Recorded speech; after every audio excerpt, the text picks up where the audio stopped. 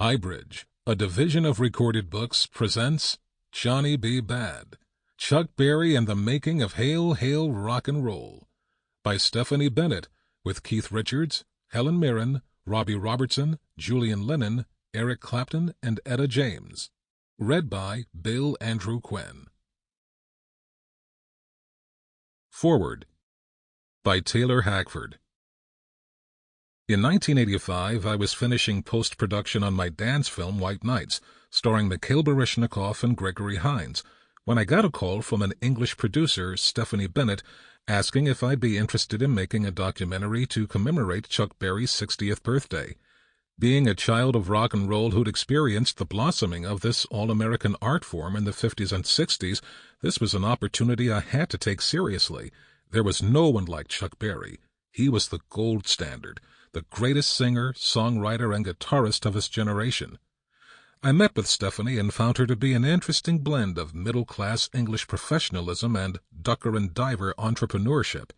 In addition to having produced docs on the Everly Brothers and the Beach Boys, she had accomplished the seemingly impossible task of securing the rights to The Complete Beatles, one of the first and best documentaries on the Beatles. I asked her what commitments she already had in place, and she said that Universal Home Video was interested in financing a star-studded concert film featuring major rock and roll artists who had been influenced by Chuck's songs and musical style. Basically, that included everyone in rock and roll. The only artist she'd already locked up was Keith Richards, as musical director of this concert. Being a Rolling Stones fan, this pleased me immensely, because I knew there would be a high musical quotient to any concert Keith was involved in. Plus, he'd always made it known that his number one influence was Chuck Berry. Then I asked the most important question. Was Chuck on board? Stephanie blinked. Chuck says he's in if the price is right, and Universal is ready to pay him handsomely for his musical and personal rights. Of course, I knew what that meant. Stephanie and whoever joined her as director were in for a bumpy ride. I was familiar with the myriad stories about Chuck's bad boy persona. He'd already served 3 stints in prison for grand theft auto, sex trafficking, and tax evasion, and was notorious for demanding cash up front before he'd play a gig, often changing the terms in the process. However, instead of these warning signs deterring me, they were major attractions because I knew that any film featuring Chuck Berry could not be boring. One problem I have with celebratory documentaries is that they are too often gooey valentines, glossing over the personality flaws that often go hand in glove with an artist's ascent to fame and fortune. With Chuck Berry, I knew it would be impossible to hide his dark underside.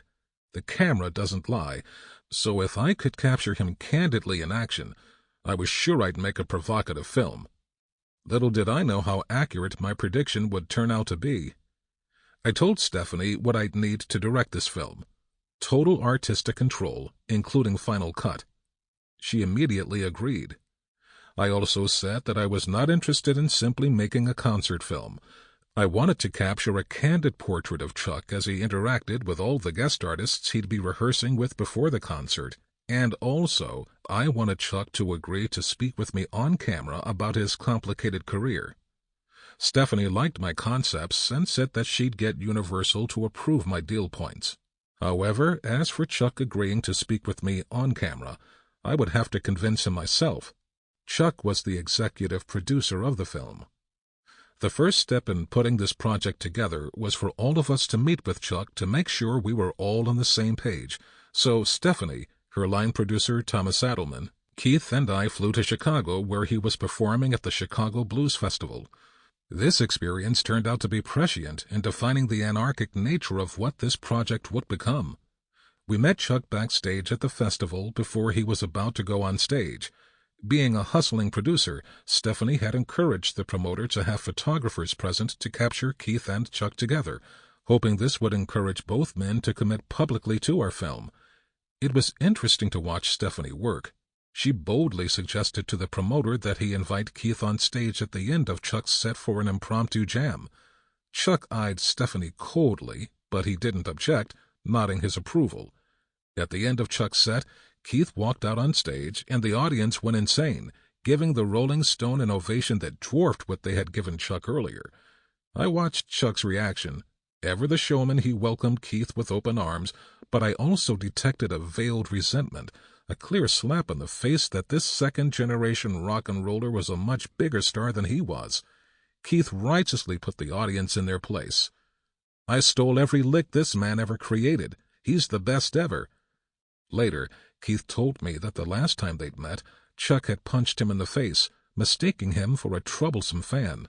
While Keith was good-natured about this insult, I could tell he was still sensitive about the incident.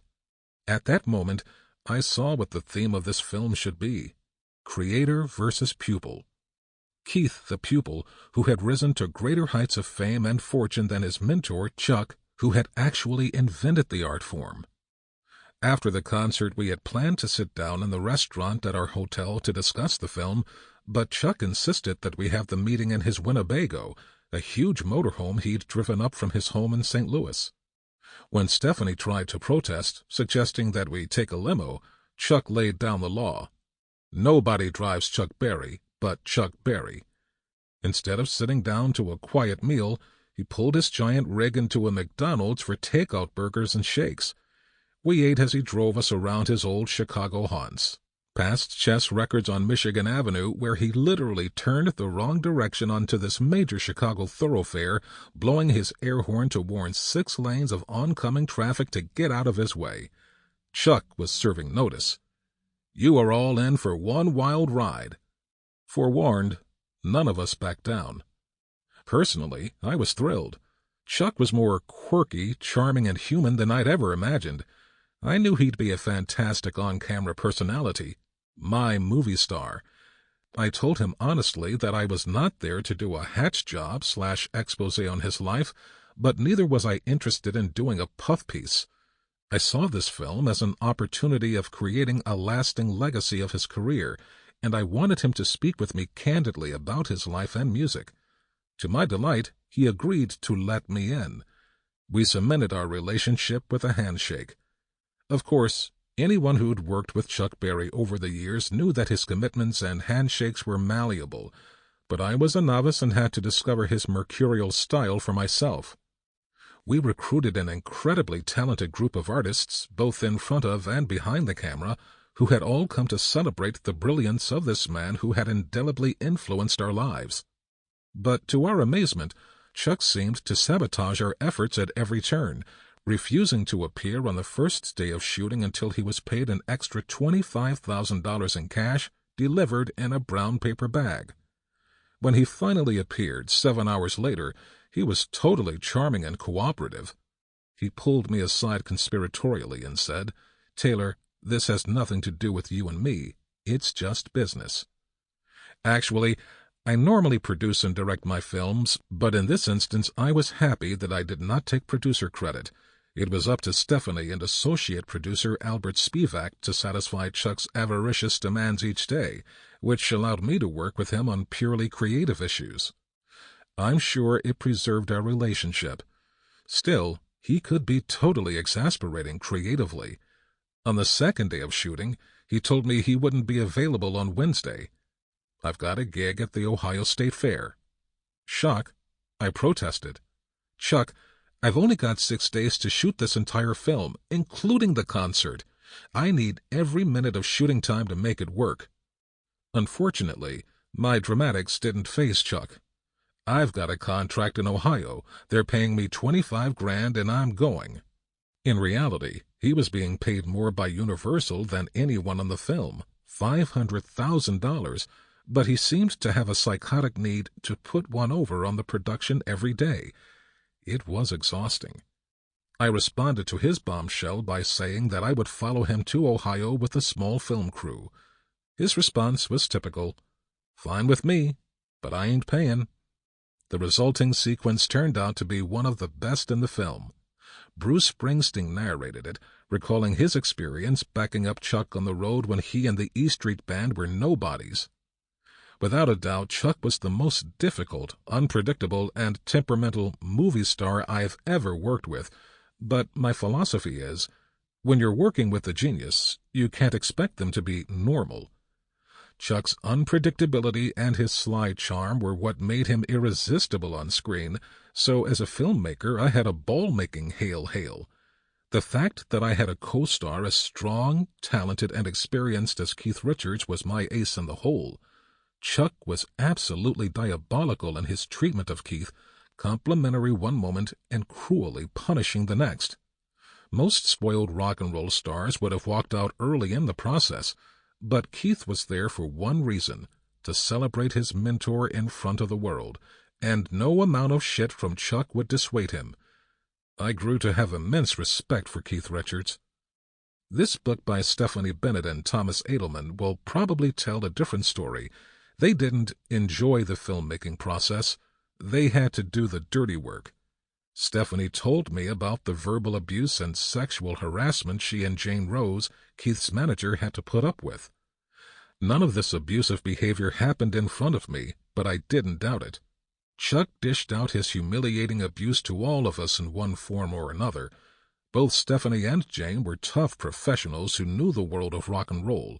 They would have hollered if they felt truly threatened, but like the rest of us professionals, these women took the heat to get the film made.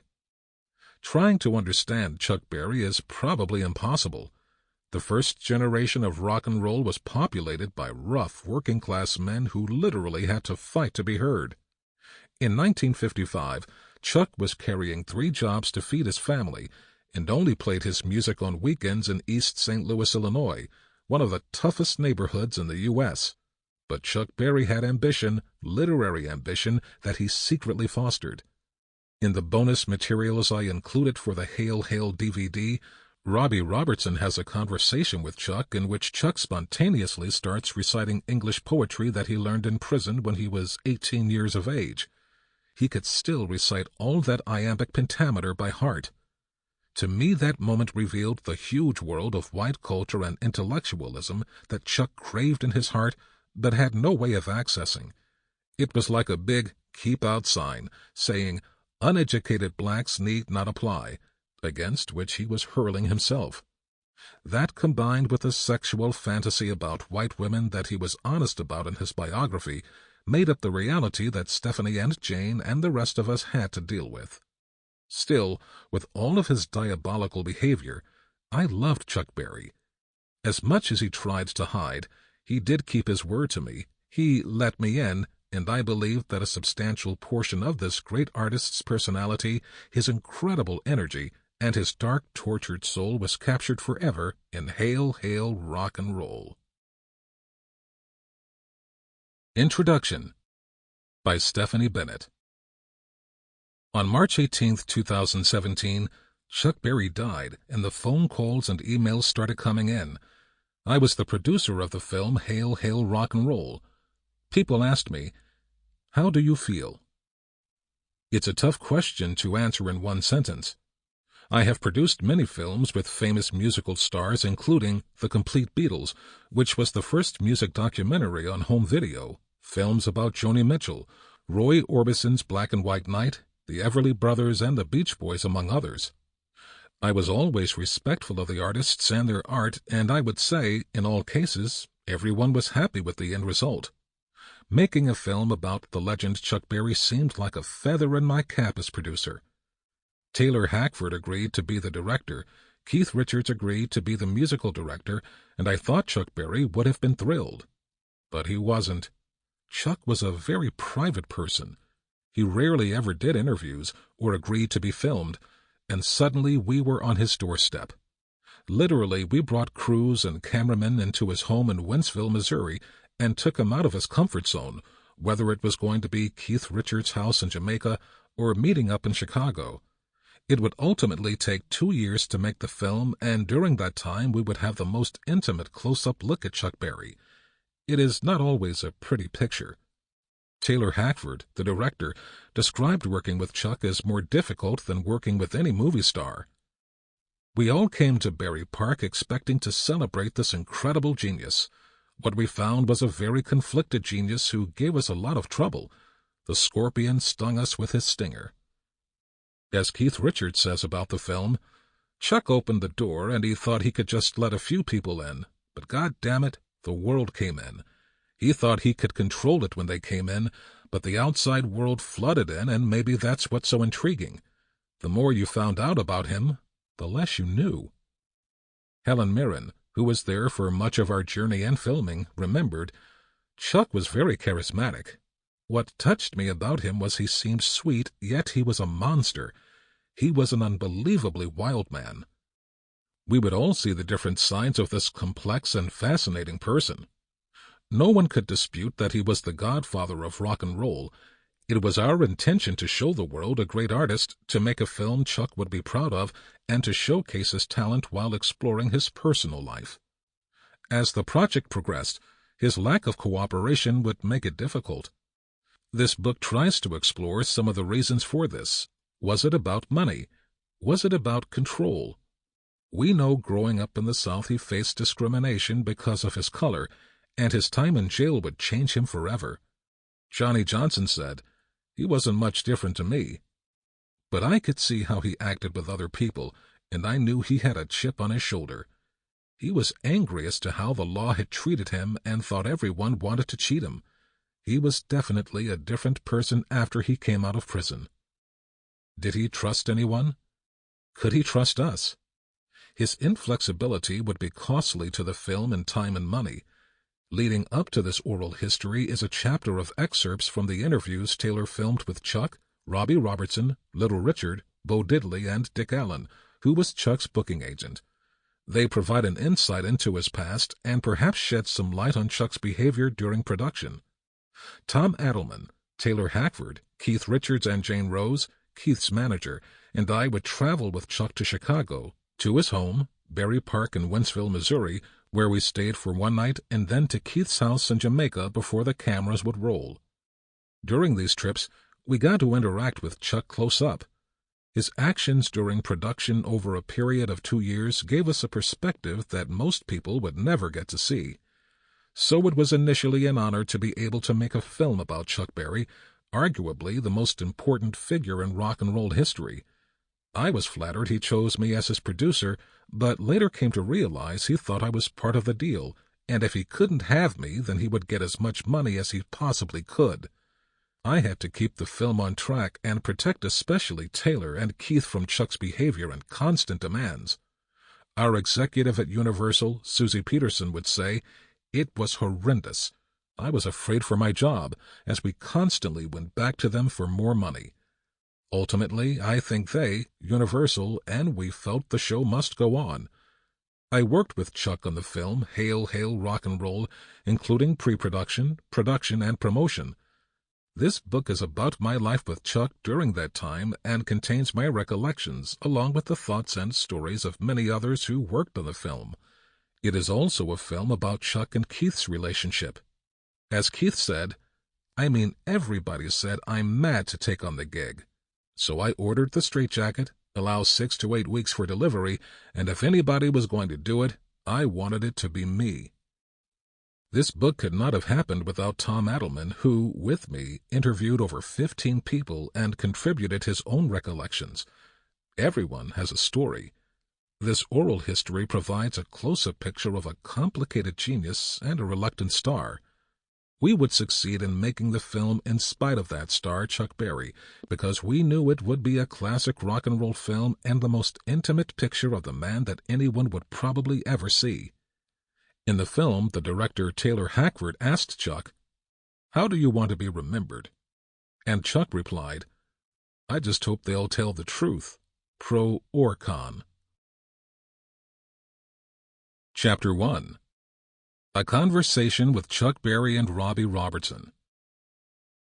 A conversation with Chuck Berry and Robbie Robertson, and a historical round-robin conversation with Chuck Berry, Bo Diddley, and Little Richard.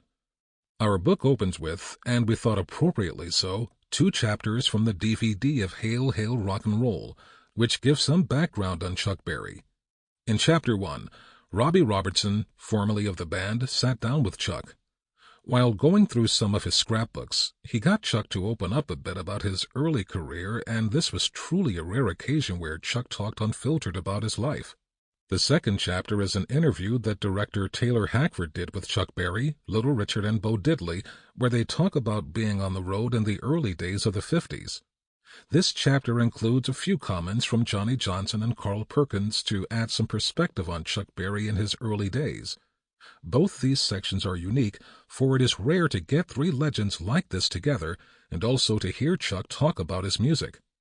These chapters give some insight into what motivated these artists in their world as they dealt with touring and racism. Chuck Berry, Robbie Robertson interview. Taylor Hackford. A great musician who was not in the movie is Robbie Robertson. Robbie was the creative consultant on the film. He is a friend of mine and gave us a great deal of input and insight during the making of the film. He wasn't on stage in St. Louis. However, after the concert, he got together with Chuck at his house in Hollywood, the only circular arc lot in all of Los Angeles, as Chuck described it, and they went through Chuck's scrapbook. An interesting thing happened. Robbie, by being a consummate guitarist/musician, was able to put Chuck immediately at ease. There was a respect and camaraderie there. Secondly, going through the scrapbook, it allowed Chuck to get nostalgic with a look at his past, and I think he discovered certain things, even though we covered a lot in the film, and got a real taste of a different Chuck Berry with Robbie Robertson. Robbie Robertson. Who is this? Looking at a photo of Chuck Berry. Chuck Berry. That's the guy they call the father of rock and roll. Chuck Berry. R.R. I guess I was maybe 12 years old when I first saw this, but when I first heard this, for me there was a kind of separation in your version of rock and roll and everybody else's. It was like, where did this guy ever hear of Beethoven and Tchaikovsky? The lyrics you were using. It seemed like there was such a sophistication in it. It wasn't bee-bop-a-lula and wop-bop-a-luma. It was the lyrics going by, like bang, flying by. It wasn't just somebody trying to get to the end of the song. It was somebody who was actually, each line was written out. C.B. Trying to tell a story, Robbie. It came from actually poetry. Poetry portrays a scene or a story, and that's the way my lyrics were, originally from some thought. From it came a story and then proceeded with the music or some riff that reminded me of some situation that brought about a story. It didn't come from music. It came from lyrics. R.R. The poetry. You knew about poetry. You were into poetry. C.B. Very much so, very much so. R.R. But that's kind of unusual in the period, that rebel period and everything. I mean, poetry and sissy kind of went together, so it was a rebel against a rebel. C.B. I don't know. Beatniks were into poetry a lot. R.R. That's true. C.B. Looking at a picture. Maybe I was 19. Young and tender. Right there you can see I began to learn things. R.R.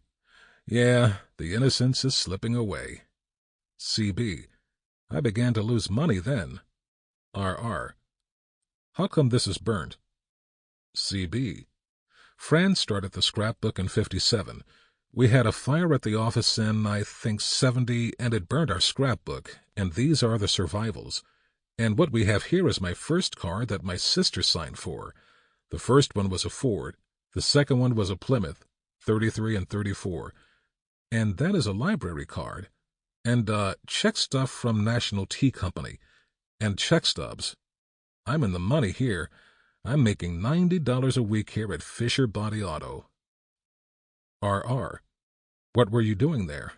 C.B. Sweeping floors. I was singing. R.R. This musician union card here. C.B. Oh, I got that in 54. Started earning. R.R. But who's this person's name on here? C.B. Oh, that's my name. I sort of camouflaged that in, Chuck Barron, because I wasn't big and my daddy was a deacon. R.R. He didn't want you playing this music, huh? C.B. That's for sure. And the American Car Foundry. See, I worked. R.R. You paid your dues. C.B. At $21 a night to play music, you have to have another job. This is me here in the Baptist church. We all look alike there. R.R. No, all of them but you. C.B. Okay, and that's in the Baptist church choir, and that's my 8th grade graduation, and I don't know why they always put me in the top row. I majored in math. I flunked all my history. R.R. This is you playing the saxophone. That's Chuck Berry playing the saxophone, believe it or not. C.B. Well, Johnny Johnson inspired me to do that. R.R. Old bullet hand Johnny. C.B. He had a hair hammer right hand on treble and a dynamite left bass boogie-woogie. This here is also the Cosmo here. This was a going-away party when Maybelline hit. This was about September of 1955, and I left the city on August 15th, 1955, to go to Gleason's Bar, which is here. Gleason's Bar. It says August 15th, 1955. Cleveland, Ohio. $800 a week. Behind $21 a night at the Cosmo Club over there. $60 with the whole band at the Green Dragon, but Gleason's paid $800 a week. R.R. That's when you decided, I think this is for me. C.B. Yeah, this is the way to go. And of course, you know who this guy is. Robbie, this is Muddy Waters Band, and this is a disc jockey in Chicago. He was pretty big, named Al somebody. But this is Leonard Chess in his glory, with a hit maker on his hands. And this was my first and only manager. 400-pound Teddy Reed, you know. He sought fit to slip $50 out of a $150 paycheck into his pocket, and I know that for a fact because I dated the owner to the club and she happened to mention that it was a $150 paycheck. And I said, "Oh yeah? So now I know where my manager took me." You learn as you go. R.R. And you never had a manager since? C.B. No. I couldn't get rid of him until he signed one of my checks. Endorsed it, rather, and then I asked him for that or a release. R.R. I remember the first time I ever saw you on one of these Alan Freed shows in Toronto when you were coming through, and it was a big thing. You were by far the biggest star on the show. The show begins and you're the first act that goes on. I thought to myself, even at that age, how come Barry wants to go on first? C.B. Well, it's not once, it's where they put you. R.R. Let's cut ahead in time. A year later, I come and see an Alan Freed show. Then you had like 2 or 3 more hits after that. I go and see the show. You were still playing first. There had to be a message to this madness. C.B. Okay, I was a good opening act, and it didn't matter to me. R.R. Because everybody was arguing, I've got to close the show. I've got to close the show. C.B. Because Chuck Berry didn't know that the star closes the show until maybe 2 years into his career. He began to look at the money the stars got and why they closed. They wanted to close. And still, really, it doesn't matter today whether I close or open the show, because I'm going to try to rob everybody on the starship. R.R. Yeah, I thought there's got to be something to this. It's something I've got to understand. There must be some kind of special thing that he's onto that nobody else is getting, or... C.B. If you go on first and you're not responsible for a riot, if it happens, and you're finished, and if the thing breaks up in the 3rd act, you're still finished. Remember, it's a livelihood also. R.R. Did you stick around and watch the rest of the shows? C.B. Oh, yeah, because you got to ride the bus to the next gig. And then not knowing that the better position and the better status of the artist is to play last. You know, last impression lasts. I didn't know these things, you know. In fact, when I went to the Paramount, my first New York gig, I didn't know that you changed. You know, you did 5 or 6 shows a night. I didn't know that you changed, and the one suit that we had was satin and had the impression of seersucker. You know seersucker, and it was wrinkled. And I found out that they had irons and things to do your clothes up also, and they would sew your clothes. All these little things, you know. And really, until I got to the Paramount, I didn't know that you had a room to yourself, like a dressing room. This is almost like home. All you have to have is a car and your guitar, and you make it in the world. Just constantly playing every night. You have somewhere to sleep. R.R. How come you did so much work with Alan Freed? Sample complete. Ready to continue?